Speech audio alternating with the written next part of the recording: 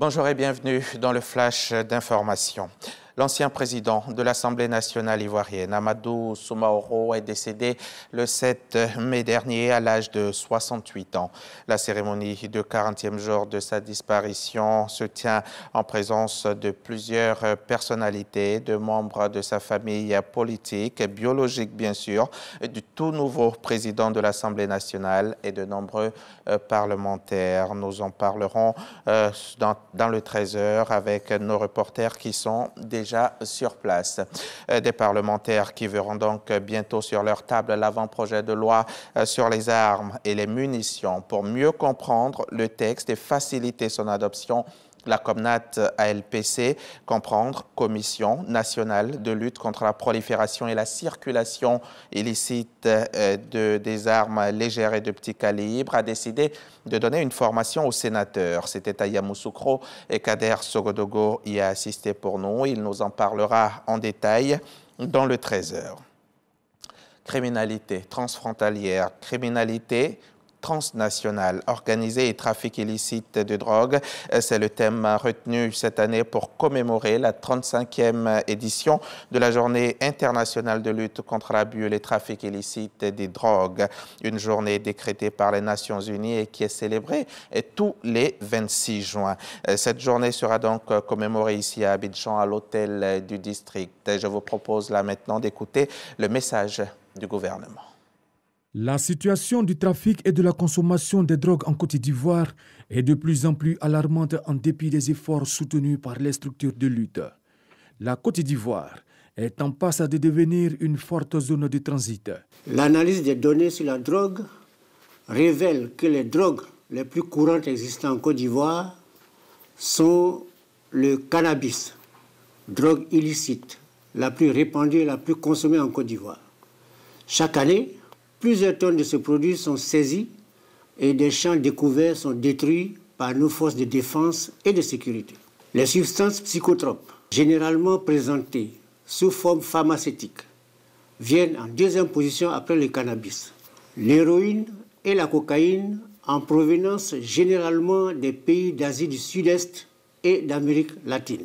L'actualité en Côte d'Ivoire avec les nombreuses saisies de cocaïne opérées par les forces de répression ces dernières années et particulièrement la saisie de plus de 2 tonnes survenues en avril dernier rappelle constamment à tous la menace des réseaux criminels sur la sécurité et la santé des populations. Cette situation appelle de notre part une réponse appropriée, aussi bien au plan national qu'international. Elle doit aussi s'exercer à travers une coopération internationale renforcée et pragmatique. Elle nécessite la mise en place d'une stratégie commune et adaptée tant au plan législatif qu'institutionnel, avec une forte implication de la société civile et des autres partenaires. Au plan national, une nouvelle loi conforme aux exigences internationales a été récemment adoptée par les 2 chambres parlementaires. La Côte d'Ivoire est partie à toutes les conventions internationales de lutte contre l'abus et le trafic illicite des drogues. Malgré toutes ces dispositions, notre pays à lui seul ne saurait freiner ce fléau qui impacte négativement plusieurs secteurs d'activité. Il est impérieux que dans le cadre d'une coopération régionale et internationale renforcée, nos États procèdent à une mutualisation de leurs forces et actions, à un partage d'informations et de bonnes pratiques visant à lutter contre le trafic illicite des drogues. Ces journées décrétées par les Nations Unies ont pour thème criminalité transnationale organisée et trafic illicite de drogue. En Côte d'Ivoire, la commémoration se déroulera à l'hôtel du district d'Abidjan. Le message du gouvernement délivré donc par le ministre de l'Intérieur et de la Sécurité a été recueilli par Abou Sanogo et Richard Vao. La force décidée par des chefs d'État d'Afrique de l'Est doit être déployée dans l'Est de la RDC suite aux récents affrontements entre la FARC et le M23. Plusieurs militaires donc et des milliers de personnes ont manifesté samedi à Kinshasa pour soutenir les forces armées aux prises avec les rebelles du M23, accusés d'être soutenus par le Rwanda. La marche a été organisée par les mouvements citoyens congolais qui sont opposés au déploiement imminent d'une force régionale. Le rassemblement est aussi l'occasion de réaffirmer leur soutien à l'armée congolaise.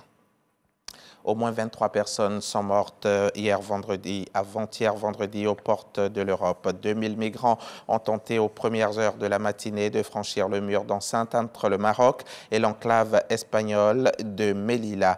Selon une source politique marocaine, les victimes ont été tuées soit dans une bousculade, soit en tombant du haut du mur d'enceinte qu'elles essayaient d'escalader. Cette tentative d'entrée massive dans l'une des deux enclaves espagnoles est la première depuis la normalisation mi-mars des relations entre Madrid et Rabat après une brouille diplomatique de près d'1 an.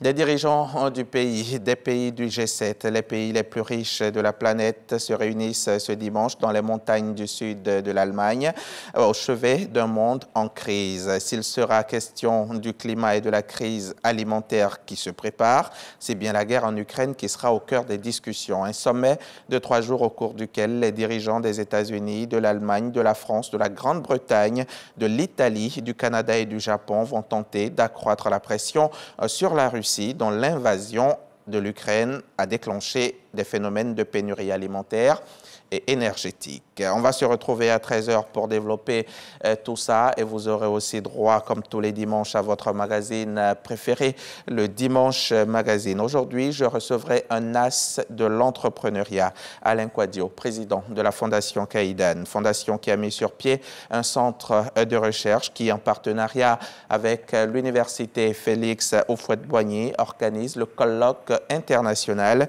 sur l'écosystème entrepreneurial en Afrique, une plateforme qui réunit donc universitaires, entrepreneurs et décideurs publics. Alain Kouadio viendra donc nous en parler. C'est à 13h, c'est sur RTI 1 et c'est nulle part ailleurs.